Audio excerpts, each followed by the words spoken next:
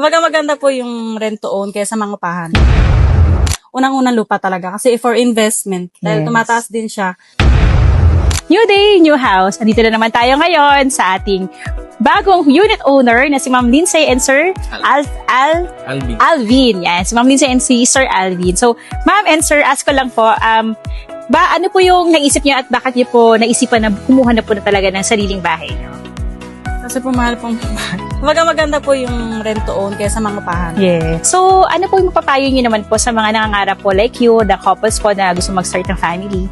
Ano po yung pwede niyo ma-share sa kanila na experience niyo po?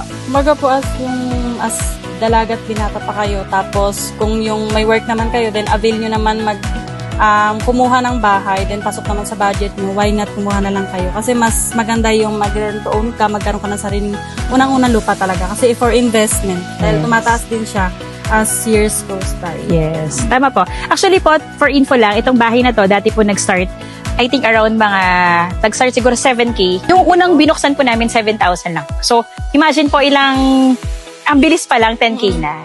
Talaga sir, magandang investment, no? Para yung remittance, may mapupuntahan po talaga na maganda. Thank you po kay Ma'am Lindsay and Sir Alvin sa story nila, and I hope kabayan, kung ikaw ay seaman, sana maging katulad ka ni Sir Alvin na meron na ngayong sariling bahay.